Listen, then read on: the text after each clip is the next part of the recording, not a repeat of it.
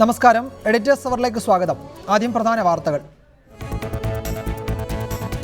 തിരുവനന്തപുരത്ത് പുല്ലുവിളയിൽ വൃദ്ധയെ തെരുവ് നായ്ക്കൾ കടിച്ചുകൊന്നു. പ്രദേശത്ത് മറ്റൊരു സ്ത്രീക്ക് തെരുവ് നായ്ക്കളുടെ ആക്രമണത്തിൽ ഗുരുതര പരിക്ക്. അധികൃതരുടെ അനാസ്ഥയ്ക്കെതിരെ ജനങ്ങളുടെ പ്രതിഷേധം.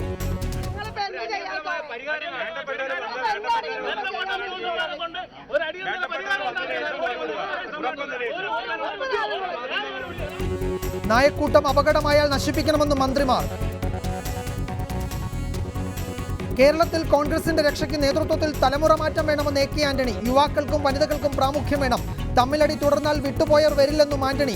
ആന്റണിയെ തുണച്ച ടി എൻ പ്രതാപൻ. സ്വാശ്രയ മെഡിക്കൽ പ്രവേശനം സർക്കാർ നിയന്ത്രണത്തിൽ. മുഴുവൻ സീറ്റുകളും സർക്കാർ ഏറ്റെടുത്തു. ന്യൂനപക്ഷങ്ങളുടെ അവകാശങ്ങൾക്ക് മേലുള്ള കടന്നുകയറ്റമെന്ന് MES. കോടതിയിൽ ചോദ്യം ചെയ്യുമെന്ന് ഫസൽ ഗഫൂർ. വെള്ളാപ്പള്ളിയെ വേദിയിലിരുത്തി പിണറായി വിജയന്റെ ഒളിയമ്പ്. വിദ്യാഭ്യാസ മേഖലയിൽ നിലനിൽക്കുന്ന തലവരി പണം അഴിമതി തന്നെയാണെന്ന് മുഖ്യമന്ത്രി. മാറി മാറി വരുന്ന സർക്കാരുകൾ ഈഴവ സമുദായത്തിന് വിലക്ക് കൽപ്പിക്കുകയാണെന്ന് വെള്ളാപ്പള്ളിയുടെ തിരിച്ചടി. കായിക മത്സര ചരിത്രത്തിൽ പുതിയ അധ്യായങ്ങൾ എഴുതി ഉസൈൻ ബോൾട്ട്. ഒളിമ്പിക്സിനോട് വിട ചൊല്ലി. ട്രിപ്പിൾ ഹാർട്രിക്കിന് ഉടമയായത് റിലേയിലും സ്വർണ്ണമണിഞ്ഞ്. ബാഡ്മിന്റണിൽ വെള്ളി നേടിയ ഇന്ത്യയുടെ PV സിന്ധുവിന് അഭിനന്ദന പ്രവാഹം. എഡിറ്റേഴ്സ് അവറിലേക്ക് വിശദമായി. തിരുവനന്തപുരം പുല്ലുവിളയിൽ തെരുവ് നായ്ക്കൾ വൃദ്ധയെ കടിച്ചുകൊന്നു. ചെമ്പകരാമൻതുറയിൽ ചിന്നപ്പന്റെ ഭാര്യ ഷീലു അമ്മയാണ് 50ഓളം നായ്ക്കൾ ചേർന്ന് ഇന്നലെ രാത്രി കടിച്ചുകൊന്നത്. മറ്റൊരു സ്ത്രീക്ക് ഗുരുതര പരിക്കേൽക്കുകയും ചെയ്തു.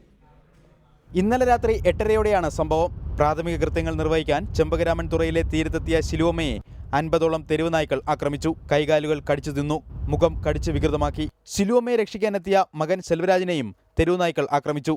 പ്രാണരക്ഷാർത്ഥം സെൽവരാജ് കടലിൽ ചാടി. ചെറിയ നെഞ്ചിടിപ്പ് മാത്രം അവശേഷിച്ച ഷിലുവമ്മ ആശുപത്രിയിലെത്തും മുൻപേ മരിച്ചു. നെയ്യാറ്റിൻകര താലൂക്ക് ആശുപത്രിയിൽ പോസ്റ്റ്മോർട്ടത്തിന് ശേഷം 2 മണിയോടെ മൃതദേഹം വീട്ടിലെത്തിച്ചു.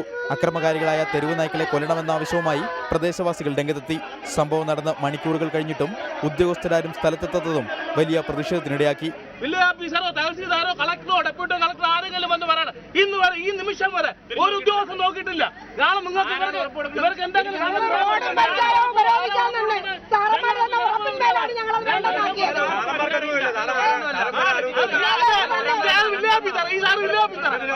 ഷിലുവമ്മയുടെ കുടുംബത്തിന് സാമ്പത്തിക സഹായം നൽകുമെന്നും തെരുവ് നായ ശല്യത്തിനെതിരെ ഫലപ്രദമായ നടപടിയുണ്ടാകുമെന്നും ഉറപ്പ് ലഭിച്ചതിനെ തുടർന്നാണ് പ്രതിഷേധം അവസാനിച്ചത്.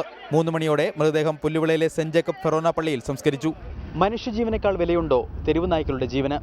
ഈ ചോദ്യം ബാക്കിയാക്കിയാണ് ഷിലുവമ്മ മരണത്തിന് കീഴടങ്ങിയത്.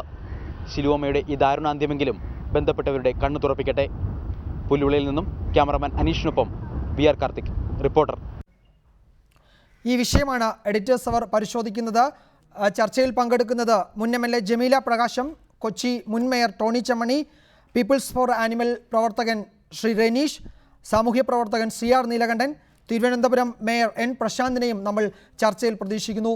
ആദ്യം ശ്രീമതി ജമീല പ്രകാശം, നായക്കൂട്ടം മനുഷ്യരെ ആക്രമിക്കുകയാണ്. അത് ഒരു കൂട്ടം നായകൾ മനുഷ്യനെ ആക്രമിക്കുന്നത് ഒരു ഇരയെ കീഴ്പ്പെടുത്താൻ എന്ന മട്ടിലാണ്. നമ്മൾ നേരത്തെ തെരുവ് നായ്ക്കൾ മനുഷ്യരെ ആക്രമിക്കുന്നതും പരിക്കേൽപ്പിക്കുന്നതുമൊക്കെ നമ്മൾ കണ്ടിട്ടുണ്ട്, കേട്ടിട്ടുണ്ട്, വാർത്തകൾ വന്നിട്ടുണ്ട്, അന്നൊക്കെ നമ്മൾ പ്രതികരിച്ചിട്ടുണ്ട്. പക്ഷേ അതിനപ്പുറത്തേക്ക് ആഹാരത്തിന് വേണ്ടി മനുഷ്യനെ വന്യമൃഗങ്ങൾ ആക്രമിക്കുന്നത് പോലെ ആക്രമിക്കുന്ന സാഹചര്യം ഉണ്ടാവുകയാണ്. തദ്ദേശ ഭരണ സ്ഥാപനങ്ങളോ സർക്കാരോ ഒക്കെ നിസ്സഹായരായി നോക്കി നിൽക്കുകയാണ്. ഇപ്പോൾ തെരുവിൽ ജനം ഇറങ്ങിയിരിക്കുന്നത് നമ്മൾ കണ്ടു. എന്തുകൊണ്ടാണ് നമ്മുടെ തദ്ദേശ ഭരണ സ്ഥാപനങ്ങൾക്കോ സർക്കാരുകൾക്കോ ഒന്നും ഇതിൽ കാഴ്ചക്കാരുടെ റോൾ മാത്രമായി പോകുന്നത്? ഒന്നും ചെയ്യാൻ ഇവരെക്കൊണ്ട് ആരെക്കൊണ്ടും കഴിയാതെ പോകുന്നത് എന്തുകൊണ്ടാണ്?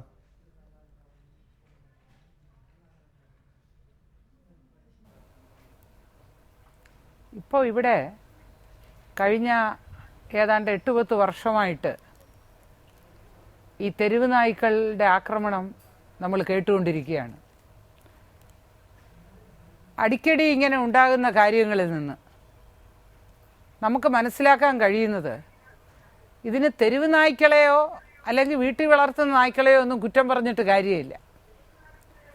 വയറു വിശക്കുമ്പോൾ അല്ലെങ്കിൽ പേ പിടിക്കുമ്പോൾ മുന്നിൽ കാണുന്ന മറ്റ് ജീവികളെ ആക്രമിക്കുക, അവയുടെ വിശപ്പ് തീർക്കുക, അല്ലെങ്കിൽ അവരുടെ അസുഖത്തിൻ്റെ ആ ഒരു ലക്ഷണം പ്രകടമാക്കുക എന്നൊക്കെ ഉള്ളത് ഈ പ്രകൃതിയിലെ ഒരു നിയമമാണ്.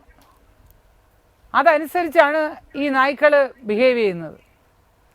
പക്ഷേ എനിക്ക് മനസ്സിലാകാത്ത ഒരു കാര്യം, നമ്മളിവിടെ എല്ലാവരും നമ്മൾ ശ്രദ്ധിക്കേണ്ട ഒരു കാര്യം, പലതവണ MLA ആയിരിക്കുമ്പോഴും ഞാനിത് ചർച്ചകളിൽ പറഞ്ഞിട്ടുള്ളതാണ്, ഇതിൻ്റെ പിറകിലുള്ള ഗൂഢ ഉദ്ദേശങ്ങൾ എന്തൊക്കെയാണ്. ജീവകാരുണ്യ പ്രവർത്തനം പറയുന്നവരുണ്ട്. എനിക്ക് ഇന്നും ഒരു മെസ്സേജ് വന്നിരുന്നു, ഇപ്പോൾ തെരുവ് പട്ടികളുണ്ടെങ്കിൽ വിളിച്ചാൽ മതി എന്ന് പറഞ്ഞിട്ട് ഒരു പുരോഹിതൻ്റെ ഒരു SMS ആണ്, അങ്ങോട്ട് അറിയിച്ചാൽ മതി, അവർ ഒന്ന് കൊണ്ടുപോയിക്കോളാം, നിങ്ങൾ അടിച്ചു കൊല്ലണ്ട. അത് വളരെ നല്ലൊരു കാര്യമാണ്, അതൊക്കെ ചെയ്തോട്ടെ.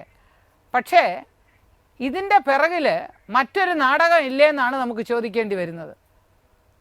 ഇന്ത്യ ഒട്ടാകെ എത്ര കോടി രൂപയ്ക്കാണ് ഇപ്പോൾ പേപ്പട്ടി വിഷത്തിൻ്റെ വാക്സിൻ വിൽക്കുന്നത്? ഇപ്പോൾ കാറ്റഗറി പല രീതിയിൽ മുറിവുകൾ വരാം. കാറ്റഗറി 1 വരാം, 2 വരാം, 3 വരാം, ഇതിൽ ഹൈ റിസ്ക് വരാം, ലോ റിസ്ക് വരാം. ഇതിനെല്ലാം ഒരുപാട് മരുന്നുകളുണ്ട്. കഴിഞ്ഞ നിയമസഭയിൽ ഞങ്ങളെല്ലാം ഒരുപാട് ചോദ്യങ്ങൾ ചോദിച്ചാണ്. അന്നത്തെ ആരോഗ്യവകുപ്പ് മന്ത്രി, മുഖ്യമന്ത്രിയൊക്കെ മാറി മറുപടി പറഞ്ഞിട്ടുമുണ്ട്. പിന്നെ ആനിമൽസിൽ നിന്ന്, പ്രത്യേകിച്ച് കുതിരയിൽ നിന്ന് ഒക്കെ എടുക്കുന്ന ഒരു സീറോ ഉണ്ട്, അതിൽ വരുന്ന ഒരു ഇമ്മ്യൂണോഗ്ലോബുലിനുണ്ട്. അതുപോലെ തന്നെ ഹ്യൂമൻ റിലേറ്റഡ് ആയിട്ടുള്ള ഒരു ഇമ്മ്യൂണോഗ്ലോബുലിനും ഉണ്ട്. ഈ രണ്ടാമത് പറഞ്ഞതാണ് വളരെ അഡ്വാൻസ്ഡും വില കൂടിയതും. ആദ്യം പറഞ്ഞതും കാറ്റഗറി 2 തൊട്ട് എല്ലാ തരം മുറിവുകൾക്കും അത് വേണം. അപ്പോൾ അതിന് തന്നെ ഒരു ആരോഗ്യമുള്ള ഒരാളിൻ്റെ ഒരു ഇഞ്ചക്ഷൻ വെളിയിൽ പോയി എടുക്കുകയാണെങ്കിൽ, സർക്കാർ ആശുപത്രിയിൽ പോയില്ലെങ്കിൽ ഏതാണ്ട് 1000 രൂപയോളമൊക്കെ വരും. 10 ലക്ഷം പേർക്കെങ്കിലും ഇത് ഇന്ത്യയിൽ ആവശ്യമായിട്ട് വരുന്നു എന്നാണ് ഒരു കണക്ക്. എനിക്ക് പെട്ടെന്ന് വളരെ കൃത്യമായിട്ടത് പറയാൻ കഴിയുന്നില്ല. ഈ ചർച്ചയിൽ പങ്കെടുക്കാനായിട്ട് വളരെ കുറച്ച് നേരെ ആയുള്ളൂ തീരുമാനിച്ചിട്ട്.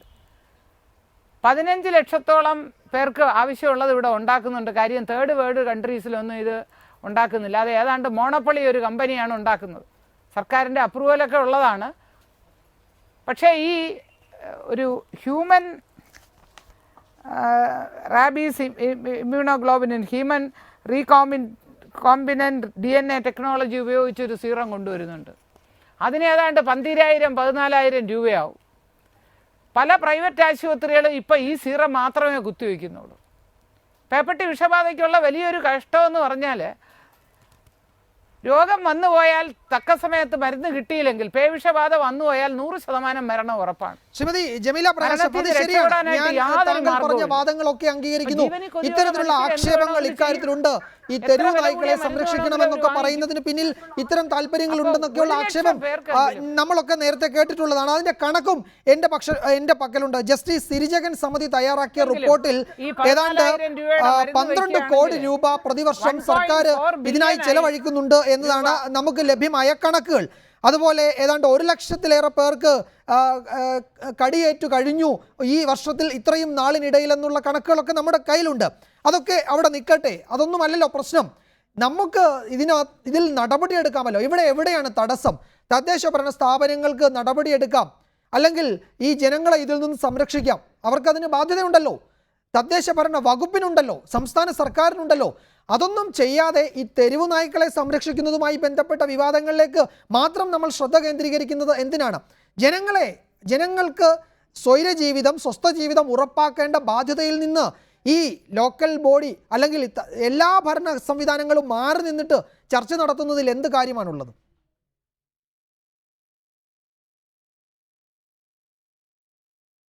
ഇന്ത്യ ഒട്ടാകെ തന്നെ ഇപ്പോൾ ജീവകാരുണ്യത്തിൻ്റെ പേരിൽ, മൃഗസംരക്ഷണത്തിൻ്റെ പേരിൽ ഇങ്ങനെ ഈ തെരുവ് നായ്ക്കളെ ഉപദ്രവിക്കരുത് എന്ന് പറയുന്ന ഒരു പുതിയ പ്രവണത വന്നുകൊണ്ടിരിക്കുകയാണ്. കുറേ നാളായിട്ട് നമ്മളിത് കേൾക്കുന്നു. അപ്പോൾ ഈ പറയുന്നവരോട് എനിക്കൊരു കാര്യം ചോദിക്കാനുണ്ട്. ഒരു വൈറൽ പനി വന്നാൽ, ഒരു ഇൻഫ്ലുവൻസ വന്നാൽ ഒരു ആൻറ്റിബയോട്ടിക് ഇവർ ഈ പറയുന്ന ആളുകൾ എങ്ങനെയാണ് കഴിക്കുന്നത്? അതിനെപ്പറ്റി എന്തെങ്കിലും എപ്പോഴെങ്കിലും ആലോചിച്ചിട്ടുണ്ടോ? ഇവർ ഡെറ്റോൾ ഉപയോഗിച്ചിട്ടുള്ള ഒരു ലോഷനിൽ ഇവരെങ്ങനെയാണ് കൈ കഴുകുന്നത്? അതേ ലോഷൻ തന്നെ നമ്മൾ ക്ലോസറ്റിൽ, ടോയ്ലറ്റിൽ ഒഴിച്ച് ഇവർ ഫ്ലഷ് ചെയ്യുന്ന എങ്ങനെയാണ്? കോടിക്കണക്കിന് ജീവികളെ കൊന്നുകളയല്ലേ? നമുക്കൊരു പക്ഷേ അതിന്റെ മറ്റു വിശദാംശങ്ങളിലേക്ക് കടക്കേണ്ടതുള്ളത് കൊണ്ട് ഞാൻ മറ്റു അതിഥികളിലേക്ക് പോവുകയാണ്. ശ്രീ CR നീലകണ്ഠൻ, ഇക്കാര്യത്തിൽ രണ്ടഭിപ്രായം. എനിക്ക് ഇതിൽ ചോദിക്കാനുള്ളത്, ഇതിൽ ഈ പറയുന്ന ഈ വാക്സിൻ വിൽക്കുന്ന സ്ഥാപനങ്ങൾ, കമ്പനികൾക്ക് വേണ്ടി ഉള്ള വാദങ്ങൾ എന്നൊക്കെ പറഞ്ഞ് നമ്മൾ ചർച്ചകൾ മറ്റു തലത്തിലേക്ക് കൊണ്ടുപോകുമ്പോഴും അടിസ്ഥാന പ്രശ്നമുണ്ടല്ലോ.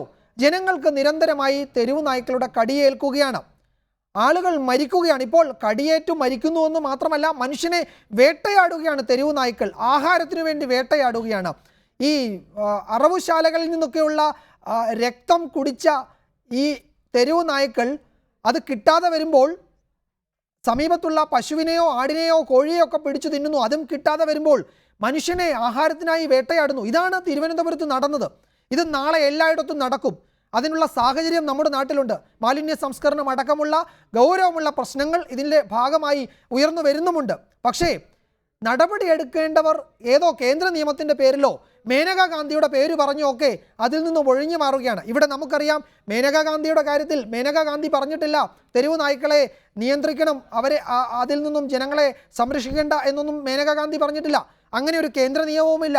കോടതികൾ പറഞ്ഞിട്ടുണ്ട് നടപടിയെടുക്കണമെന്ന്. നടപടിയെടുക്കാതെ ഒഴിഞ്ഞു മാറുന്നതിൻ്റെ കാരണമാണോ ഈ പറയുന്ന വാക്സിനേഷൻ്റെ പ്രശ്നം, അല്ലെങ്കിൽ ഈ മേനകാ ഗാന്ധിയുടെ പ്രശ്നം, അതല്ലെങ്കിൽ ഈ നമ്മുടെ മൃഗങ്ങളെ ദ്രോഹിക്കുന്നതിനെതിരായ നിയമത്തിൻ്റെ പ്രശ്നമൊക്കെ അതിനുള്ള മറുപടിയാണോ?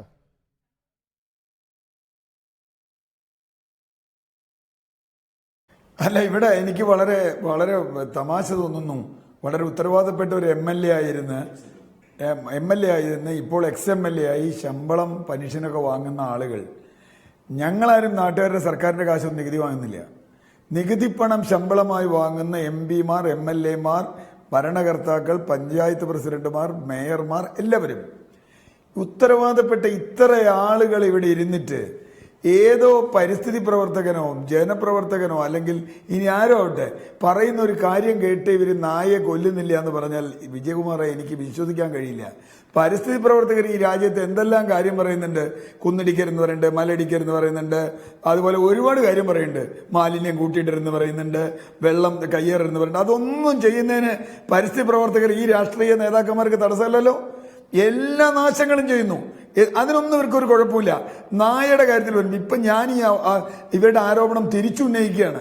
ഈ രാജ്യത്ത് ജനങ്ങളുടെ ശമ്പളം മേടിക്കുന്ന ആളുകൾ ഏതോ വാക്സിൻ കമ്പനിയുടെ ഇന്ന് കാശും മേടിക്കുന്നുണ്ട്. കാരണം ഇവരാണ് തീരുമാനം എടുക്കേണ്ടത്. എൻ്റെ ചോദ്യം, ആരാണ് തീരുമാനമെടുക്കേണ്ടത്? തീരുമാനമെടുക്കാൻ ജനങ്ങൾ ഉത്തരവാദപ്പെടുത്തിയ ആളുകൾ അത് കഴിഞ്ഞ കുറേ കാലമായി ചെയ്യാതിരിക്കുകയും എന്നിട്ട് കേന്ദ്ര നിയമം, മേനകാ ഗാന്ധി, പരിസ്ഥിതി സംരക്ഷണം തുടങ്ങിയ വാദങ്ങൾ ഉന്നയിക്കുകയും മനുഷ്യർ ഇവർ പറയുന്ന കണക്ക് ശരിയാണോ എന്ന് എനിക്കറിയില്ല. ഒരു പക്ഷേ മറ്റു പലരും അത് കോൺട്രഡിക്ട് ചെയ്തേക്കാം. എൻ്റെ എല്ലാം കണക്കില്ല. ഇപ്പം സിരി ജഗൻ പറഞ്ഞ കണക്ക് എൻ്റെ ഉള്ളൂ. ആ കണക്ക് വെച്ച് ഇത്രയധികം ആളുകൾക്ക് കടികൊള്ളുന്നു. അതിന് കാരണം മൃഗസ്നേഹികളാണ് എന്ന് പറഞ്ഞാൽ എന്തൊരു കാര്യം. ഇനി വേറൊരു കാര്യം, എൻ്റെ ഒരു ചോദ്യം അതല്ല. ഏതെങ്കിലും ഒരു ജീവി മനുഷ്യന് കുഴപ്പമുണ്ടാക്കുന്നു എന്ന് കണ്ടാൽ അതിനെയൊക്കെ കൊല്ലലാണോ പണി? ഈ രാജ്യത്ത് കൊതുകുണ്ട്. ഇവരൊന്ന് കൊന്നു നോക്കട്ടെ കൊതുകിനെ. ഞാൻ കൊച്ചിയിലാണ് ജീവിക്കുന്നത്. കൊച്ചിയുടെ പഴയ മേയറൊക്കെ എൻ്റെ കൂടെ ഉണ്ട്. മേയർ വരും പറയില്ല കൊച്ചി കൊതുകിൻ്റെ കേന്ദ്രമല്ല എന്ന്. ആ കൊച്ചിയിൽ കൊതുകുകളെ കൊന്നിട്ടാണോ നിങ്ങൾ കൊതുകിൻ്റെ ഡെങ്കിപ്പനി, എലിപ്പനി, ജപ്പാൻ ജ്വരം, ഈ സകലമാന ജ്വരങ്ങളും, അതുപോലെ ഈച്ച, ഇവിടെ കോളറ, ടൈഫോയിഡ്, ഗ്യാസ്ട്രോ എൻട്രോളജി രോഗങ്ങൾ, ഇതൊക്കെ വരുന്ന ഈച്ച ധാരാളമുണ്ട് ഇവിടെ. ഇതിനൊക്കെ നിയന്ത്രിക്കാത്തതും കൊല്ലാത്തതും ഏതെങ്കിലും പ്രകൃതി സ്നേഹി പറഞ്ഞിട്ടല്ലോ. എൻ്റെ നിലപാട്, മൃഗങ്ങളെ കൊന്ന് അല്ലെങ്കിൽ മറ്റ് ജീവികളെ കൊന്ന് നിങ്ങൾക്ക് പറ്റില്ല. അപ്പോൾ കീടനാശിനി തന്നെ ഈ രാജ്യത്ത് പരാജയപ്പെടുകയല്ലേ ചെയ്തത്? കീടനാശിനി ഉപയോഗിച്ച് ഇപ്പോൾ കീടനാശിനി ഇല്ലാത്ത കൃഷി ചെയ്യാനാണ് പറയണേ. കീടങ്ങളില്ലേ? അപ്പോൾ കീടങ്ങൾ പോയോ കീടനാശിനി ഉപയോഗിച്ച്? അതോ കീടം കൂടിയോ? ഇവിടെ വളരെ വ്യക്തമായ ഒരു അസംബന്ധ നാടകം നമ്മുടെ ഭരണകർത്താക്കൾ കളിക്കുകയാണ്. ആ കളിക്കുന്നതിന് ഇത് കൂട്ടാണ്. അത്രേ ഉള്ളൂ. അതുകൊണ്ട് ആരെങ്കിലും ഇതിൽ കൊച്ചിയുടെ മേയറായിരുന്നു. കൊച്ചിയിലും സമാനമായ സാഹചര്യമുണ്ട്. ഇപ്പോൾ ഇനി കൊച്ചിയിൽ ആളിനെ കൊന്നു തിന്നുന്നില്ല തെരുവ് നായ്ക്കൾ എന്ന് മാത്രമേ ഉള്ളൂ. അവിടെയും സമാനമായ പ്രശ്നമുണ്ട്. നമ്മുടെ കൊച്ചിയിലും സമാനമായ പ്രശ്നമുണ്ട്. ഇത് നേരിടുന്നതിന് തദ്ദേശഭരണ സ്ഥാപനങ്ങൾക്ക് എന്താണ് തടസ്സം? ഇനിയും സുപ്രീം കോടതി പറഞ്ഞിട്ടുണ്ട് ഭ്രാന്ത് പിടിച്ച നായ്ക്കളെ ഉന്മൂലനം ചെയ്യണം എന്ന് പറഞ്ഞിട്ടുണ്ട്. അതല്ലെങ്കിൽ ഇവയെ റീഹാബിലിറ്റേറ്റ് ചെയ്യണമെന്ന് ഹൈക്കോടതി പറഞ്ഞിട്ടുണ്ട്. ആ ഉത്തരവുകളൊക്കെ നിലനിൽക്കുകയാണ്. ഇവിടെ റീഹാബിലിറ്റേഷനുമില്ല, ഉന്മൂലനവുമില്ല. നിരന്തരമായി ജനങ്ങൾ, കുട്ടികൾ അല്ലെങ്കിൽ മുതിർന്നവരൊക്കെ ഇവയുടെ ആക്രമണത്തിനിരയാവുകയാണ്. ഇപ്പോൾ അവ ആഹാരത്തിന് വേണ്ടി മനുഷ്യനെ പിടിച്ചു തിന്നാനും തുടങ്ങിയിരിക്കുന്നു. തദ്ദേശഭരണ സ്ഥാപനങ്ങൾക്ക് ഇത് തടയാൻ ഒന്നും ചെയ്യാനില്ലെന്നാണോ നിങ്ങളെപ്പോലുള്ളവർ പറയുന്നത്?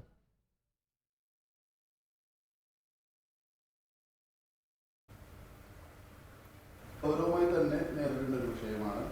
തദ്ദേശ സ്വയംഭരണ സ്ഥാപനങ്ങൾ മാത്രമല്ല, ഗവൺമെൻറ്റും കൂടി ഇത്തരം തദ്ദേശ സ്വയംഭരണ സ്ഥാപനങ്ങൾക്കൊപ്പം നിന്നുകൊണ്ട് ഇത് പരിഹരിക്കാൻ ആവശ്യമായ നടപടി സ്വീകരിക്കണം. ഈ പ്രശ്നം പരിഹരിക്കാൻ സാധിക്കുന്ന ഉറച്ച ശുഭാപ്തി വിശ്വാസം എനിക്കുണ്ട്.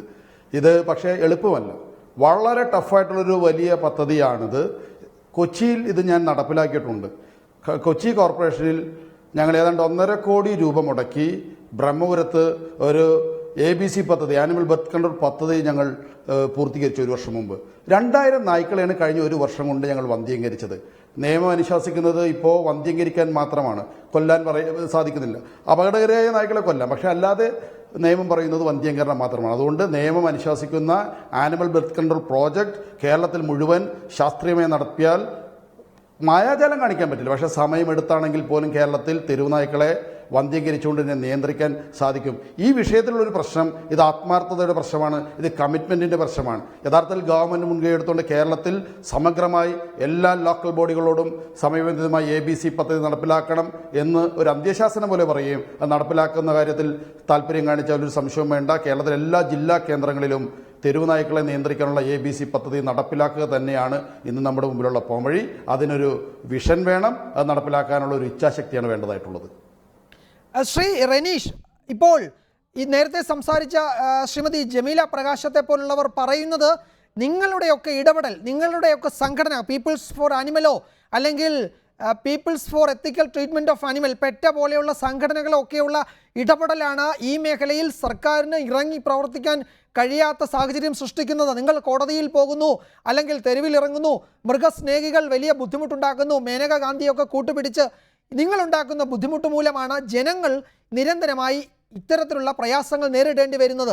നിങ്ങൾ എന്തുകൊണ്ട് വസ്തുതകൾ മനസ്സിലാക്കി ക്രിയാത്മകമായി ഈ വിഷയത്തിൽ ഇടപെടുന്നില്ല?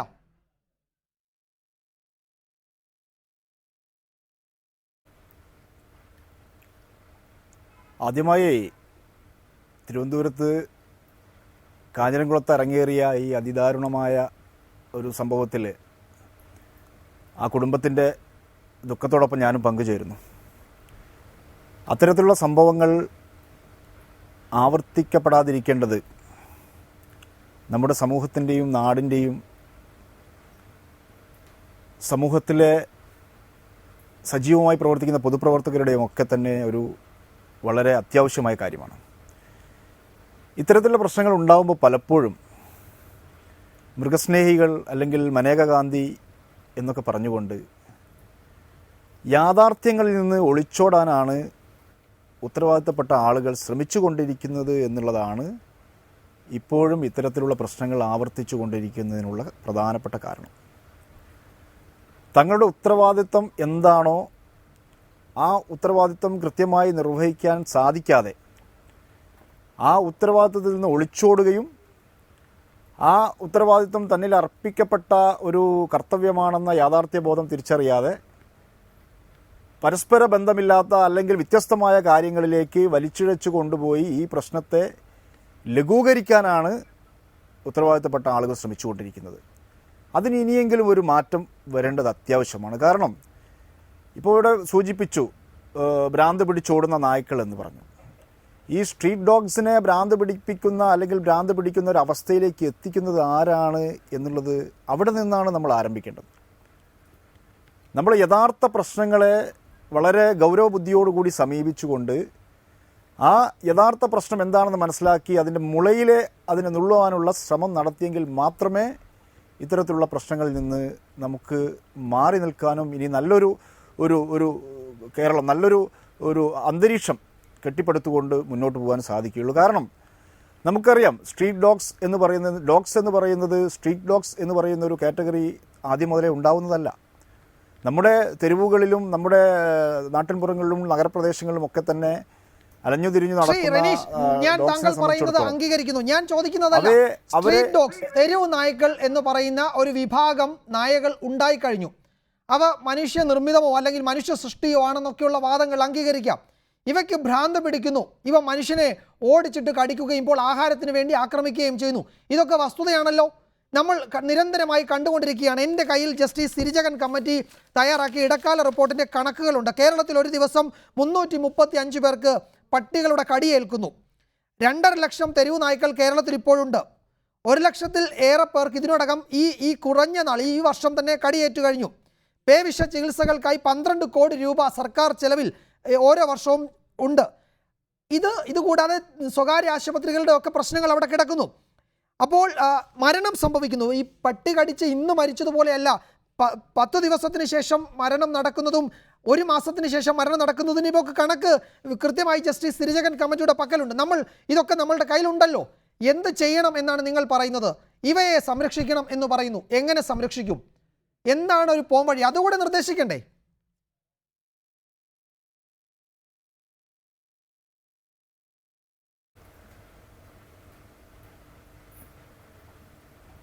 ശ്രീ റൈനീഷ്, താങ്കളോടാണ്. അതിൻ്റെ അവസാന ഭാഗം ക്ലിയർ ആയില്ല.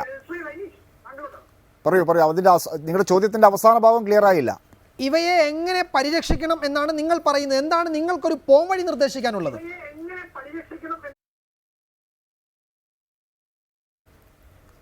പരിരക്ഷിക്കണമെന്ന് പറഞ്ഞാൽ ഇപ്പോൾ ഇവിടുത്തെ ത്രിതല പഞ്ചായത്ത് സംവിധാനങ്ങളും ഗവൺമെൻറ്റും ഉൾപ്പെടെ ഈ കാര്യത്തിൽ യോജിച്ച ഒരു നീക്കം നടത്തിയെങ്കിൽ മാത്രമേ ഇത് സാധ്യമാവുകയുള്ളൂ. യോജിച്ച നീക്കം വന്ധ്യീകരണം പോലെയുള്ള നടപടിക്രമങ്ങൾ യോജിച്ച നീക്കം എന്ന് പറയുന്നത് യോജിച്ച നീക്കം എന്നൊക്കെ നമ്മൾ എല്ലായിടത്തും ഉപയോഗിക്കുന്ന വാക്കുകളാണ്. യോജിച്ച നീക്കം എന്നതുകൊണ്ട് എന്ത് ഉദ്ദേശം? യോജിച്ച നീക്കം എന്ന് പറഞ്ഞു കഴിഞ്ഞാൽ ത്രിതല പഞ്ചായത്ത് സംവിധാനങ്ങൾ അതാത് പ്രദേശങ്ങളിലെ വൃത്തിഹീനമായ ഒരു സാഹചര്യം ഇല്ലാതാക്കുവാനുള്ള ശ്രമങ്ങൾ ആരുടെയും ഭാഗത്തു നിന്നുണ്ടാവുന്നില്ല. മാലിന്യം നിറഞ്ഞ ഒരു അന്തരീക്ഷമാണ് ഇത്തരത്തിലുള്ള ഒരു അവസ്ഥയിലേക്ക് എത്തിച്ചേരുന്നതെന്ന് നമ്മളെല്ലാവരും പറയുന്നുണ്ട്. എല്ലാവരും അത് അംഗീകരിക്കുകയും ചെയ്യുന്നു. പക്ഷേ എന്തുകൊണ്ട് അത്തരമൊരു സാഹചര്യം ആ സാഹചര്യത്തിന് മാറ്റം വരുത്തുവാൻ ഇവിടുത്തെ ബന്ധപ്പെട്ട ഭരണാധികാരികളും ത്രിതല പഞ്ചായത്ത് സംവിധാനത്തിലുള്ളവരും ശ്രദ്ധിക്കുന്നില്ല എന്നുള്ളതാണ് കാരണം. ശ്രീമതി ജമീല പ്രകാശം, ഇവിടെയാണ് പ്രശ്നം. ഈ തെരുവു നായ്ക്കളുടെ ശല്യം നമ്മൾ ചർച്ച ചെയ്യുമ്പോൾ അതിനോട് ചേർത്ത് പറയേണ്ട നിരവധി പ്രശ്നങ്ങളുണ്ട്. മാലിന്യ സംസ്കരണം അത് ശരിയാവണ്ണം നടക്കുന്നില്ല. അതുപോലെ ജനങ്ങളുടെ അടിസ്ഥാന സൗകര്യങ്ങൾ അവർക്കൊരുക്കി കൊടുക്കുന്നില്ല. ഈ തിരുവനന്തപുരത്ത് ഈ വൃദ്ധയ്ക്ക് ഉണ്ടായ ബുദ്ധിമുട്ടിൻ്റെ പ്രധാനപ്പെട്ട കാരണം അവർക്ക് അടിസ്ഥാന സൗകര്യങ്ങൾ ഒരുക്കി കൊടുക്കാത്തത് മൂലമുണ്ടായ പ്രശ്നങ്ങളാണ്. അപ്പോൾ ഇവിടെയെല്ലാം ഒരു സർക്കാർ സംവിധാനം വലിയ തോതിൽ പരാജയപ്പെടുകയാണ്. അല്ലെങ്കിൽ ത്രിതല പഞ്ചായത്തുകളടക്കം പ്രവർത്തിക്കേണ്ടതുപോലെ പ്രവർത്തിക്കുന്നില്ല. താങ്കൾക്കൊക്കെ അറിയാമല്ലോ, ആ മേഖലയിൽ നിന്നൊക്കെ വരുന്ന ജനപ്രതിനിധികളായിരുന്നവരൊക്കെയാണല്ലോ, പൊതുപ്രവർത്തകരാണല്ലോ. അടിസ്ഥാന പ്രശ്നത്തെ കാണാതെ നമ്മൾ മേനകാ ഗാന്ധിയെയോ അല്ലെങ്കിൽ ഈ പറയുന്ന ഈ സംഘടനകളെ ഒന്നും കുറ്റപ്പെടുത്തിയിട്ട് കാര്യമില്ലല്ലോ. അടിസ്ഥാന പ്രശ്നം അഡ്രസ്സ് ചെയ്യപ്പെടേണ്ട പോലെ ആ നിലയിലേക്ക് കാര്യങ്ങൾ എത്തിയിട്ടുണ്ടോ?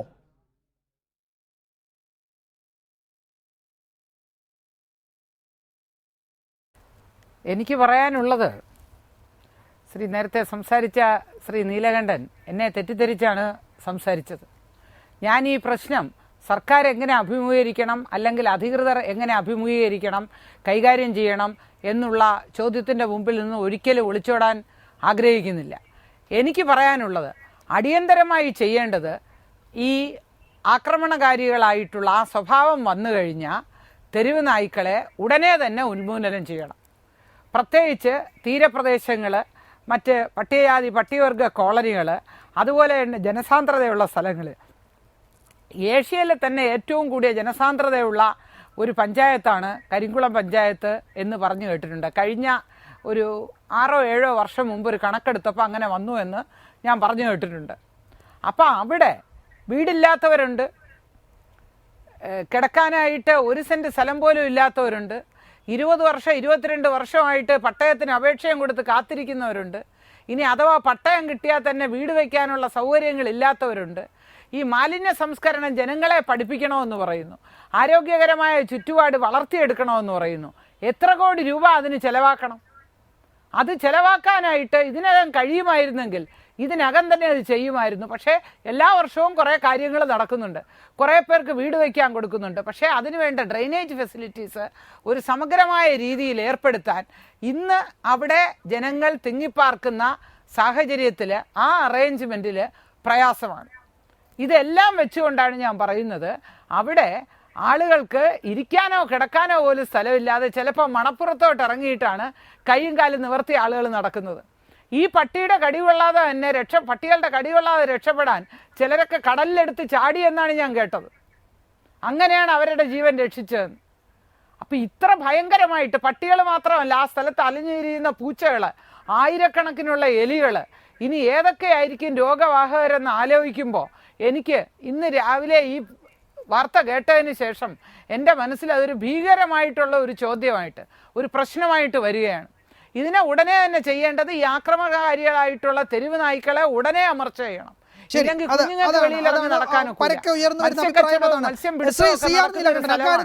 എന്തെങ്കിലും നിയമപരമായ തടസ്സമുണ്ടോ ഈ ആക്രമണകാരികളായ ഭ്രാന്തൻ നായ്ക്കളെ വകവരുത്തുന്നതിന്? എന്തെങ്കിലും നിയമപരമായ തടസ്സമുണ്ടോ? അതല്ലാതെ എന്തെങ്കിലും പരിഹാര മാർഗമുണ്ടോ? ഇപ്പോൾ ഈ തെരുവ് നായ്ക്കളുടെ എണ്ണം കുറച്ചുകൊണ്ടുവരാൻ നമുക്ക് കാലാനുസൃതമായി ഒരു പക്ഷേ അത്തരത്തിലുള്ള പദ്ധതികളൊക്കെ നടപ്പാക്കാൻ കഴിയുമായിരിക്കും. അതവിടെ നിൽക്കട്ടെ. അടിയന്തരമായി ഈ ഭ്രാന്തൻ നായ്ക്കളെ, മനുഷ്യരെ ആഹാരത്തിന് വേണ്ടി ആക്രമിക്കുന്ന ഈ നായക്കൂട്ടങ്ങളെ വകവരുത്തുകയല്ലാതെ മറ്റെന്തെങ്കിലും ഒരു പരിഹാര മാർഗം ഉടൻ നിർദ്ദേശിക്കാനുണ്ടോ?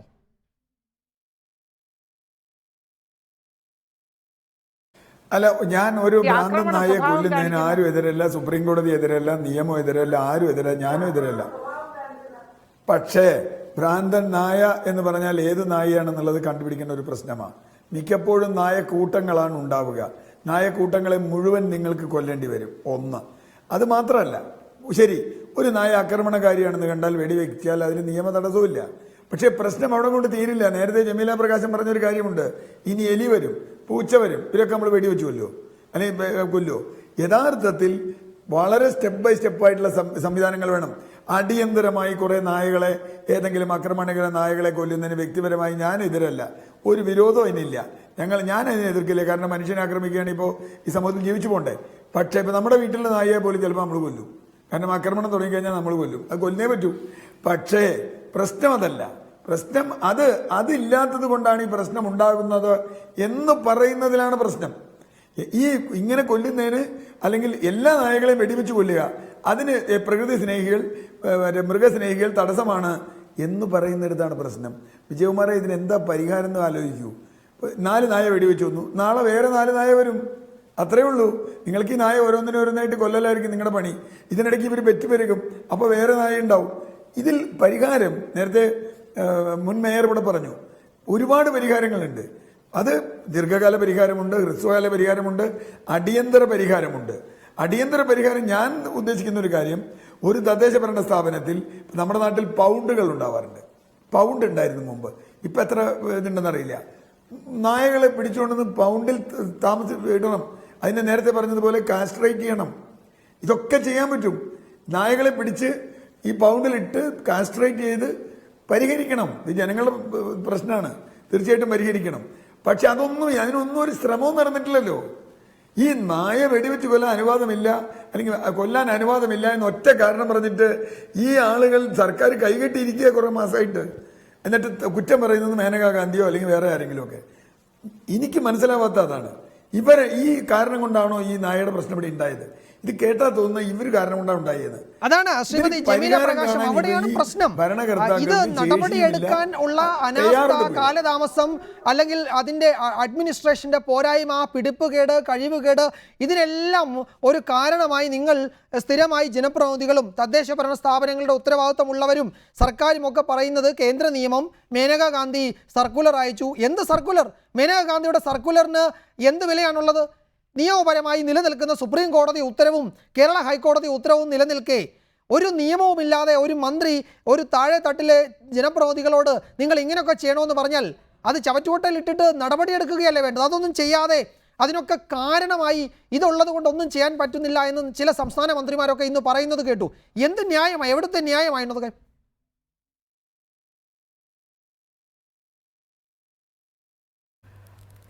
അതിൻ്റെ മറുപടി ഞാൻ പറയാം.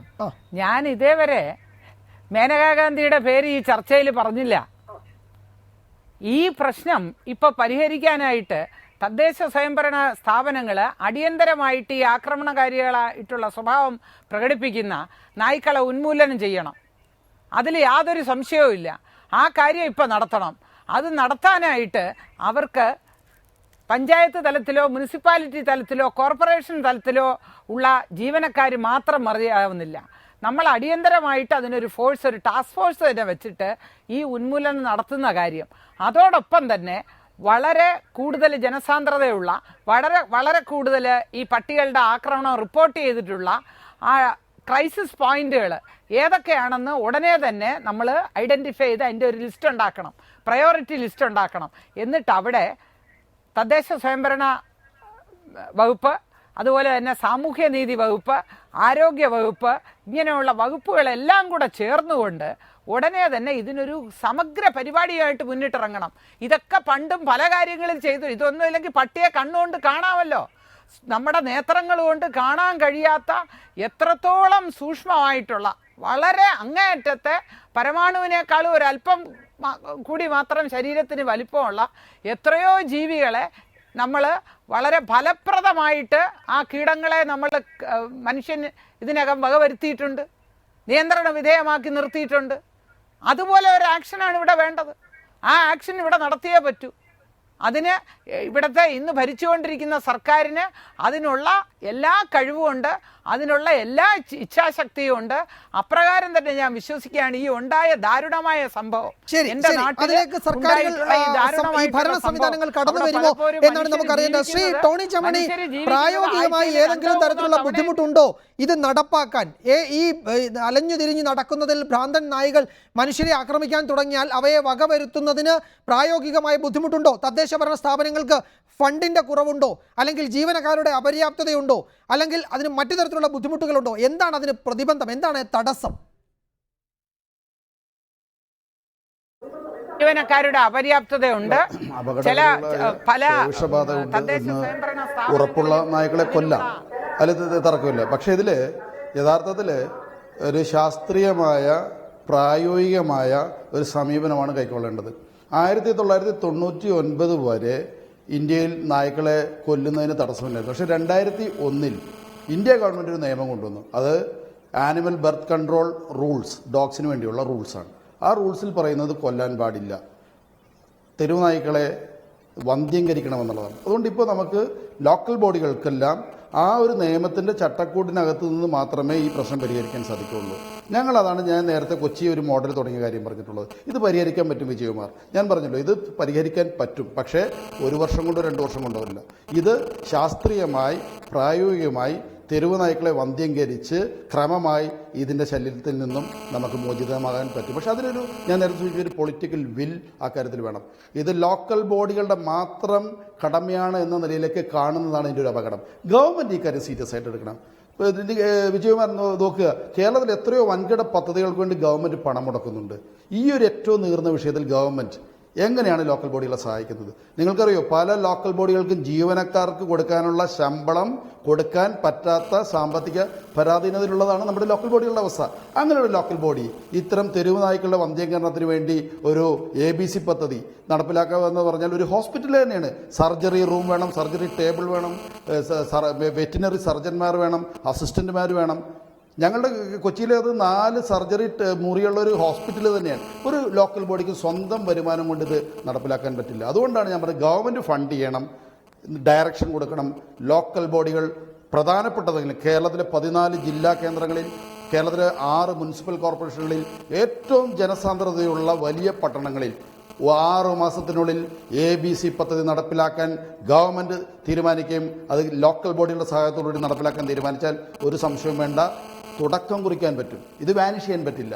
മജീഷ്യന്റെ വാനിഷിംഗ് ബ്യൂട്ടി പോലെ ഒരു ദിവസം കൊണ്ട് റോഡുകളിൽ നിന്നും തെരുവുനായ്ക്കളെ വാനിഷ് ചെയ്യാൻ പറ്റില്ല. ഞാൻ വരാം. ശ്രീ റനീഷ്, ഇവിടെ ഇപ്പോൾ നരഭോജികളായ കടുവകളെ, പുലികളെ, വന്യമൃഗങ്ങളെയൊക്കെ കൊല്ലാൻ നമ്മുടെ രാജ്യത്ത് നിയമം ഉണ്ട്. നരഭോജികളാണെന്ന് പ്രഖ്യാപിക്കുന്ന ഘട്ടത്തിൽ അവയെ വെടിവെച്ച് കൊല്ലുക നമ്മൾ സമീപ നാളുകളിലും അതിന് സമാനമായ വേട്ടകൾ കണ്ടിട്ടുള്ളതാണ്. അങ്ങനെ വന്യമൃഗങ്ങളോട് ആ നിലയിൽ ഇപ്പോൾ എണ്ണത്തിൽ കുറവായ കടുവകളെ നരഭോജിയാണെന്ന് പ്രഖ്യാപിച്ചാൽ അവയെ വെടിവെച്ച് കൊല്ലുകയാണ് നമ്മുടെ നാട്ടിൽ പതിവ്. അത് അത്രത്തോളം ബുദ്ധിമുട്ട് മനുഷ്യർക്കുണ്ടാക്കുന്നു എന്നതുകൊണ്ട് ഇവിടെ ഈ പേ പിടിക്കുന്ന പട്ടികൾ നരഭോജികളാണെന്നോ അല്ലെങ്കിൽ ഇവയെ വെടിവെച്ച് കൊല്ലണമെന്നോ ആര് തീരുമാനിക്കുന്നു എന്നതടക്കമുള്ള പ്രശ്നങ്ങൾ നിലനിൽക്കുന്നു. പക്ഷേ വസ്തുതാപരമായി നമ്മൾ സംസാരിക്കുമ്പോൾ ഈ പ്രശ്നത്തിന് പരിഹാര മാർഗങ്ങളിൽ ഒന്ന് ഈ അടിയന്തരമായി ഈ അപകടകാരികളായ ഇത്തരത്തിലുള്ള പട്ടികളെ കൊല്ലുക എന്നതല്ലേ അടിയന്തരമായി ചെയ്യേണ്ടത്? താങ്കൾ പറഞ്ഞതൊക്കെ ശരി തന്നെയാണ്. ഇവയെ പുനരധിവസിപ്പിക്കുക ഒക്കെ അതിനൊക്കെ പറ്റുന്ന സാഹചര്യത്തിന് അപ്പുറത്തേക്ക് പോയിട്ടുള്ളവയെ എന്ത് ചെയ്യാൻ കഴിയും?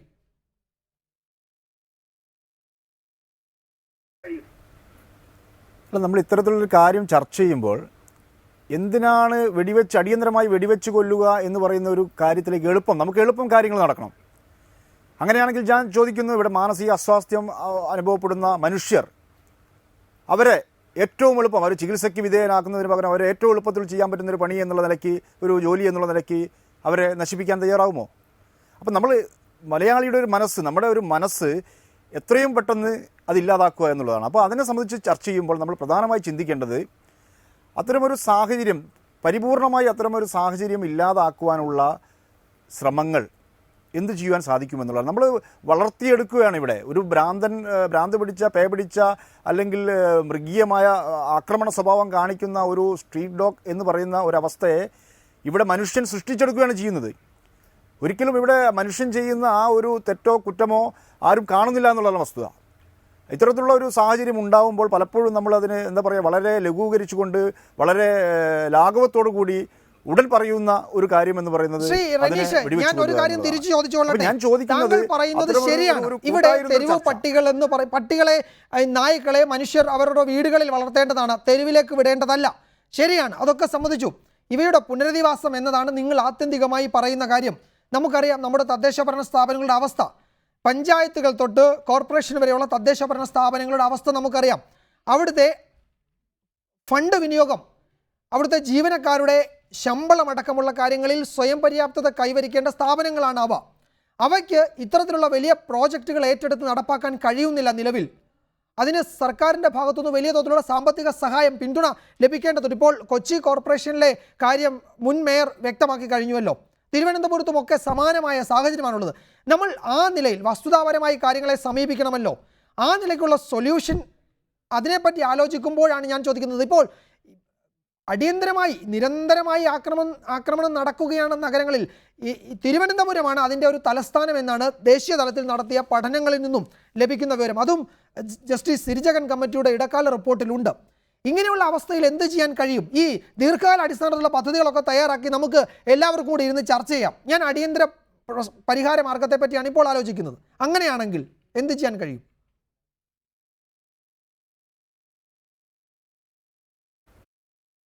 അടിയന്തര പ്രാധാന്യത്തോടു കൂടി ചെയ്യുക എന്ന് പറഞ്ഞു കഴിഞ്ഞാൽ ഞാൻ ചോദിക്കുന്നത്, സ്ട്രീറ്റ് ഡോഗ് എന്ന് പറഞ്ഞ് ഏത് നായ്ക്കളെയാണ് വെടിവെച്ച് കൊല്ലാൻ സാധിക്കുന്നത്, അല്ലെങ്കിൽ നശിപ്പിക്കാൻ സാധിക്കുന്നത്?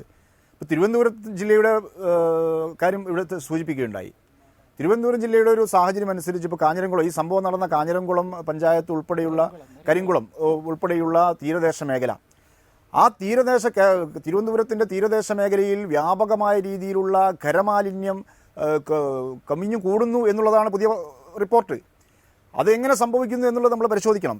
നമ്മൾ അടിയന്തരമായി ചെയ്യേണ്ട ഒരു കാര്യം എന്ന് പറഞ്ഞാൽ, നമ്മളാരും ഭ്രാന്ത് പിടിച്ച, പേ പിടിച്ച നായ്ക്കളെ വളർത്തണമെന്ന് നമ്മളാരും തന്നെ നിർബന്ധിക്കുന്നില്ല. പക്ഷേ ഭ്രാന്ത് പിടിച്ച നായി, അല്ലെങ്കിൽ പേ പിടിച്ച നായി, അല്ലെങ്കിൽ ആക്രമണ സ്വഭാവമുള്ള ഒരു സ്ട്രീറ്റ് ഡോഗ് എന്ന് പറഞ്ഞുകൊണ്ട് എത്ര സ്ട്രീറ്റ് ഡോഗ്സിനെ വെടിവെച്ച് കൊല്ലുവാൻ അല്ലെങ്കിൽ നശിപ്പിക്കുവാൻ സാധിക്കും എന്നുള്ളത് നമ്മൾ ആലോചിക്കേണ്ട കാര്യമാണ്. ഇപ്പം ഞാൻ പറഞ്ഞു, ABC പദ്ധതിയുടെ കാര്യം ഇവിടെ സൂചിപ്പിച്ചു. കഴിഞ്ഞ കാലങ്ങളിൽ ABC പദ്ധതിയുടെ പേരിൽ ഫണ്ട് വാങ്ങിച്ചെടുത്ത പഞ്ചായത്തുകളും അല്ലെങ്കിൽ മുനിസിപ്പാലിറ്റികളും കോർപ്പറേഷനും ഉൾപ്പെടെയുള്ള സ്ഥാപനങ്ങൾ, എത്ര മുനിസിപ്പാലിറ്റികളും കോർപ്പറേഷനുകളും ആ പദ്ധതിക്ക് വേണ്ടി ആ ഫണ്ട് കൃത്യമായി ആ പദ്ധതിക്ക് വേണ്ടി വിനിയോഗിച്ചു? അല്ലെങ്കിൽ ആ പദ്ധതിയുടെ അവസ്ഥ ഇന്നെന്താണ്? കേരളത്തിലെ പല പഞ്ചായത്തുകളും കേരളത്തിലെ പല മുനിസിപ്പൽ കോർപ്പറേഷനുകളിലും ABC പദ്ധതി വളരെ കൊട്ടിഘോഷിച്ചുകൊണ്ട് തുടക്കം കുറിച്ചുവെങ്കിലും മുന്നോട്ട് പോകുന്തോറും ആ പദ്ധതി വഴിയിൽ ഉപേക്ഷിച്ചു പോവുകയും ആ ഫണ്ട് ഒരു പക്ഷേ മറ്റു പല പദ്ധതികൾക്ക് വേണ്ടി മാറിപ്പോയ സാഹചര്യം പോലും പ്രതികരണം തേടേണ്ട തിരുവനന്തപുരം കോർപ്പറേഷൻ മേയർ ഇപ്പോൾ എത്തിയിട്ടുണ്ട്. ശ്രീ N. പ്രശാന്ത്, താങ്കൾ വളരെ വൈകിയാണ് ഈ ചർച്ചയിൽ പങ്കെടുക്കുന്നത്. ആദ്യം മുതൽ ഉണ്ടാകുമെന്ന് പ്രതീക്ഷിച്ചു. ഏതായാലും ചോദിക്കാനുള്ളത്, സുപ്രീം കോടതി പറഞ്ഞിട്ടുണ്ട് നടപടി സ്വീകരിക്കണം തദ്ദേശ ഭരണ സ്ഥാപനങ്ങൾ. ഹൈക്കോടതിയും വ്യക്തമാക്കിയിട്ടുണ്ട് എന്തൊക്കെ നടപടികൾ ഈ വിഷയത്തിൽ തദ്ദേശ ഭരണ സ്ഥാപനങ്ങൾ സ്വീകരിക്കണമെന്ന്. നിലവിൽ നമുക്ക് മുന്നിൽ ഈ 2 കോടതി ഉത്തരവുകൾ രേഖാമൂലം നിലനിൽക്കുകയാണ്. ഇപ്പോൾ ഈ സംഭവം ഉണ്ടായത് കോർപ്പറേഷൻ പരിധിക്ക് പുറത്താണ്. പക്ഷേ പ്രശ്നങ്ങളൊക്കെ നമുക്കറിയാം. തിരുവനന്തപുരം കോർപ്പറേഷനിലും കൊച്ചി കോർപ്പറേഷനിലുമൊക്കെ തെരുവ് നായ്ക്കളുടെ ശല്യമുണ്ടാക്കുന്ന പ്രശ്നം അത് നിങ്ങളൊക്കെ നിരന്തരം അഭിമുഖീകരിക്കുന്നതാണ്. എന്തുകൊണ്ടാണ് ഇതിനൊരു പരിഹാരം, അടിയന്തര പരിഹാരത്തെ പറ്റി ഇനിയും തദ്ദേശ ഭരണ സ്ഥാപനങ്ങൾ ആലോചിക്കാത്തത്? ആരുടെ അനുമതിക്ക് വേണ്ടിയാണ് നിങ്ങൾ ഇനിയും കാത്തിരിക്കുന്നത്?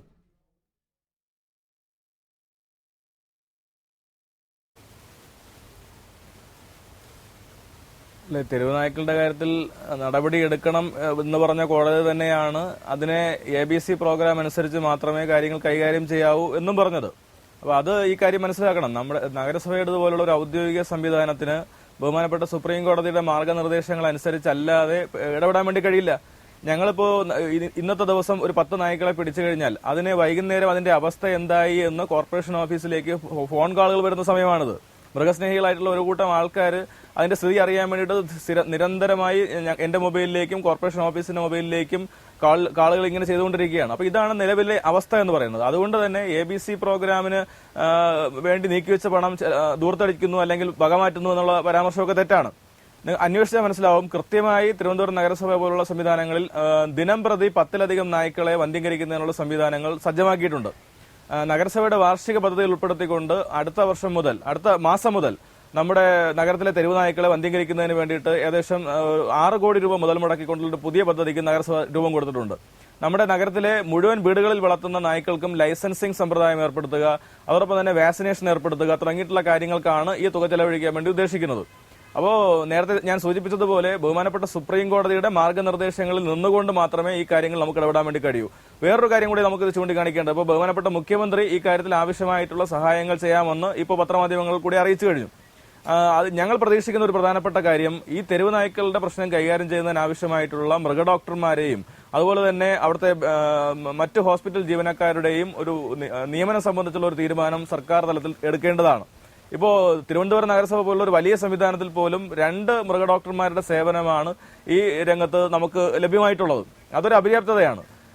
കേരള സംസ്ഥാനത്തിൽ തന്നെ മൃഗങ്ങളെ റീഹാബിലിറ്റേറ്റ് ചെയ്യുന്ന അല്ലെങ്കിൽ തെരുവ് നായ്ക്കളെ അത്തരത്തിലുള്ള പ്രശ്നങ്ങളൊക്കെ ഉണ്ട്. പക്ഷേ അടിസ്ഥാന പ്രശ്നം മാലിന്യ നിർമ്മാർജ്ജനത്തിലെ അശാസ്ത്രീയമായ വഴികൾ, അതുപോലെ ജനങ്ങൾക്ക് ഈ പ്രാഥമിക കൃത്യങ്ങൾ നിർവഹിക്കുന്നതിന് വേണ്ടത്ര സൗകര്യമില്ലാത്ത ബുദ്ധിമുട്ടുകൾ, ആ നിലയിലുള്ള പ്രശ്നങ്ങളൊക്കെ ഇതിന്റെ ഭാഗമായി വരുന്നുണ്ട്. ഇപ്പോൾ തിരുവനന്തപുരത്ത് ഇന്നുണ്ടായ ദാരുണമായ സംഭവത്തിലേക്ക് നയിച്ച സാഹചര്യങ്ങൾ താങ്കൾ പരിശോധിച്ചിട്ടുള്ളതാണല്ലോ. താങ്കളുടെ കോർപ്പറേഷന്റെ പരിധിക്ക് പുറത്താണെങ്കിലും ഇതൊക്കെ നമ്മളെയൊക്കെ ബാധിക്കുന്ന പ്രശ്നങ്ങളാണല്ലോ. അപ്പോൾ പരിഹാരം വേണ്ടത് അവിടെ തന്നെയാണ്. അവിടുന്ന് തന്നെ പരിഹാരം ഉണ്ടാകണം. അവിടുന്ന് തുടങ്ങിയാലേ ഈ ബാക്കി കാര്യങ്ങൾ, ഇപ്പോൾ ABC പദ്ധതി പ്രകാരമുള്ള കാര്യങ്ങളൊക്കെ ചെയ്യുന്നതിന് മുമ്പ് ഇത്തരത്തിലുള്ള പ്രശ്നങ്ങൾക്ക് കൂടി ഒരു പരിഹാരം ഉണ്ടാകേണ്ടതല്ലേ?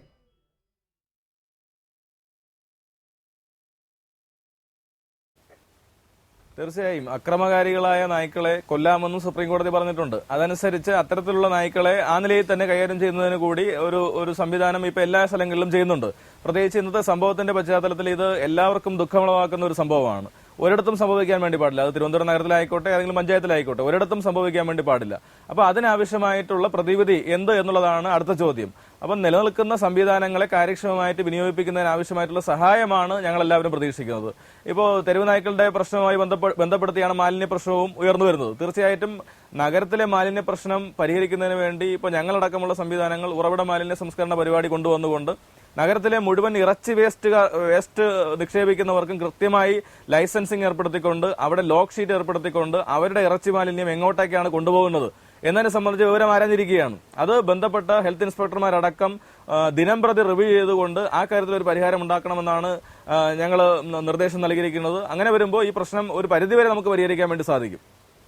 അവസാനമായി CR നീലകണ്ഠൻ, ഇക്കാര്യത്തിൽ നമ്മൾ പണ്ടൊന്നും കാണുന്നത് പോലെയുള്ള നിലയിലല്ല തെരുവ് നായ്ക്കൾ ഇപ്പോൾ പെരുമാറുന്നത്. ഞാൻ നേരത്തെ സൂചിപ്പിച്ചതുപോലെ ഇവയൊക്കെ കഴിക്കുന്ന ആഹാരം അല്ലെങ്കിൽ അവയുടെ സ്വഭാവ രീതി അതനുസരിച്ച് മാറിക്കൊണ്ടിരിക്കുകയാണ്. ഇപ്പോൾ നമ്മൾ രാത്രിയിൽ ഒരു സ്ഥലത്തുകൂടി ഒറ്റയ്ക്ക് പോയാൽ അവർക്ക് ആ ജീവികൾക്ക് ഒരു ആഹാരം, ഒരു ഇരയെ കിട്ടി എന്ന മട്ടിലേക്ക് അവ ആക്രമിക്കുകയും കീഴ്പ്പെടുത്തുകയും അങ്ങനെ ആ നിലയിൽ അക്രമകാരികളാവുകയുമാണ് ചെയ്യുന്നത്.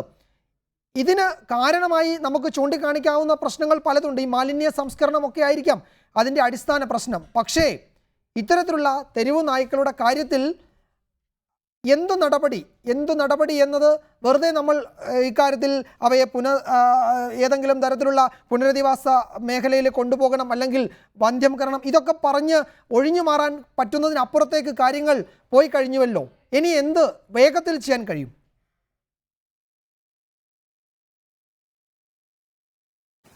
ഞാൻ പറഞ്ഞല്ലോ, ഇതിന് ഹ്രസ്വകാല പരിപാടികളുണ്ട്. ആക്രമണകാരികളായ നായകളാണെങ്കിൽ ആ നായകളെ വെടിവെച്ച് കൊല്ലാൻ ആർക്കും വിരോധമില്ല. ഒരു നായയെ നിങ്ങൾ വെടിവെച്ചാൽ മറ്റു നായകൾ ആ സ്ഥലത്തുണ്ടാവില്ല, അവർ പോകും. ഇതൊക്കെ നമ്മുടെ മുമ്പിൽ അനുഭവമാണ്. നായയെ പിടിച്ചുകൊണ്ടുവന്നവർക്ക് നന്നായിട്ട് അറിയാം. നായയെ പിടിച്ചുകൊണ്ടുവന്ന ആള് വന്നാൽ ആ പ്രദേശത്ത് നായയെ കിട്ടില്ല. നായകൾക്ക് നമ്മളെക്കാളൊക്കെ ഈ കാര്യങ്ങൾ അറിയാൻ പറ്റും. ഞാൻ പറഞ്ഞത്, ഒരു പ്രദേശത്ത് നായ പിടിയാൻ വന്നാൽ തന്നെ ആ നായയുടെ ആക്രമണം പോകും. പക്ഷെ ഇപ്പോൾ വിജയകുമാർ ചോദിച്ചൊരു ചോദ്യം വളരെ പ്രധാനമാണ്. നാട്ടുനായ്ക്കളിൽ നിന്ന് കാട്ടുനായ്ക്കളിലേക്ക് ഇവരുടെ സ്വഭാവം കുറച്ച് ഷിഫ്റ്റ് ചെയ്യുന്നുണ്ട്. അതില്ല എന്നൊന്നും പറയാൻ പറ്റില്ല. ഒരു പകുതി ചെന്നായി ആവുന്ന ഒരു സ്വഭാവം അവർക്കുണ്ട്. അതിന് കാരണം അവർക്ക് കിട്ടുന്ന ഭക്ഷണത്തിന്റെ രീതിയാണ്. നേരത്തെ വിജയകുമാർ പറഞ്ഞ കാര്യം ശരിയാ. പച്ച മാംസം തിന്നാൻ കിട്ടുന്നു. വെന്ത ഭക്ഷണം കൊടുത്താണ് നമ്മൾ സാധാരണ നായ. ഇത് പച്ച മാംസം രക്തത്തോടു കൂടി നായക്ക് തിന്നാൻ കിട്ടുന്നു ഇപ്പോൾ എന്നത് വലിയ പ്രശ്നം തന്നെയാണ്. പച്ച മാംസം തീറ്റിച്ചു കഴിഞ്ഞാൽ നമ്മുടെ നായയുടെ സ്വഭാവം മാറും. പഠിക്കേണ്ട വിഷയമാണ്. ഞാനൊരു ജന്തുശാസ്ത്രജ്ഞനല്ലാത്തതുകൊണ്ട് അതിനെക്കുറിച്ച് ആധികാരികമായി പറയുന്നില്ല. അതുകൊണ്ടാണ് നേരത്തെ പറഞ്ഞ പോലെ ആക്രമിക്കുന്നത്. ഇഷ്ടം പോലെ തീറ്റ കിട്ടാമെങ്കിലും ആക്രമിക്കാൻ ശ്രമിക്കുന്നത് അതുകൊണ്ടുകൂടിയാണ്. ഇതിനു മുമ്പ് ഇത് നമ്മൾ ഇത്രയും പറഞ്ഞില്ലേ, ഒറ്റ അനുഭവം പറയാം വിജയകുമാറെ. ഞാൻ ജവഹർലാൽ നെഹ്റു യൂണിവേഴ്സിറ്റിയിൽ ഞാൻ പോയിട്ടുണ്ട്. ആയിരക്കണക്കിന് നായകൾ ആ ക്യാമ്പസിലുണ്ട്. ഒരു നായ ഇതുവരെ ഒരാൾ ഉപദ്രവിച്ചിട്ടില്ല. അവരൊക്കെ അവിടെ ഇതിന്റെ കൂടെ കഴിയുക. എനിക്ക് പേടിയായിട്ടുണ്ട് അവിടെ നടക്കാൻ. ഇന്ന് വരെ പറയുന്ന ഒരു നായ ഉപദ്രവിച്ചിട്ടില്ല, അവരങ്ങോട്ട് ഉപദ്രവിച്ചിട്ടില്ല. ഒരു പക്ഷേ ഒരു പ്രത്യേകതരം സ്വഭാവം, അവിടെ ഒരു സാമൂഹ്യ സ്വഭാവം ഉണ്ടാവാം. നായകളും ഒരു തരത്തിൽ സാമൂഹ്യ ജീവിയാണ്. അത്തരത്തിൽ ഇവിടെ സ്വഭാവത്തിൽ മാറ്റമുണ്ടോ? ഭക്ഷണത്തിൽ കിട്ടായകയുണ്ടോ? ഇന്നലെ കിട്ടിയത്ര ഭക്ഷണം ഇന്ന് കിട്ടാതിരിക്കുന്ന അവസ്ഥയുണ്ടോ? അങ്ങനെ വന്നാൽ ചിലപ്പോൾ ആക്രമിക്കും. ഇതൊക്കെ പഠിക്കണം. പക്ഷെ ഇതൊന്നുമല്ല പ്രശ്നം. ഞാൻ നേരത്തെ പറഞ്ഞപ്പോൾ മേയർ പറഞ്ഞല്ലോ, ഇപ്പോഴത്തെ മേയർ പറഞ്ഞല്ലോ, ഇതിനുള്ള സംവിധാനങ്ങൾ നമ്മൾ ശരിയാണ്. ഇതിനുള്ള സംവിധാനങ്ങൾ സംബന്ധിച്ച ചർച്ചകൾ നടക്കുന്നതേ ഉള്ളൂ. നാട്ടുകാരോട് നമുക്ക് പറയാം, നിങ്ങൾ കരുതിയിരിക്കണം, എന്നാൽ നിങ്ങൾക്ക് കൊള്ളാം എന്നല്ലാതെ മറ്റൊന്നും ഈ ഘട്ടത്തിൽ പറയാനില്ല. പുനരധിവാസം, വന്ധ്യംകരണം, ഇതൊക്കെ ആലോചിക്കുന്നുണ്ട്, ചർച്ച നടക്കുന്നുണ്ട്. ഇത്തരം ചർച്ചകൾ നടക്കും. പക്ഷേ ആളുകൾ മരിക്കും, ആളുകളെ കൊന്നു തിന്നാൻ തെരുവ് നായ്ക്കൾ വരുന്നുണ്ട്. കരുതിയിരിക്കണമെന്നല്ലാതെ നമുക്ക് ഈ ഘട്ടത്തിൽ മറ്റൊന്നും പറയാൻ കഴിയില്ല. കാര്യം അത്രത്തോളം അപകടകരമായ നിലയിലേക്ക് കാര്യങ്ങൾ എത്തി എന്ന് മാത്രമേ ഈ ഘട്ടത്തിൽ പറയാൻ കഴിയുകയുള്ളൂ. ചർച്ചയിൽ പങ്കെടുത്ത Jameela Prakasham, Tony Chemmany, CR Neelakandan, Renish, N Prashanth, എല്ലാവർക്കും നന്ദി.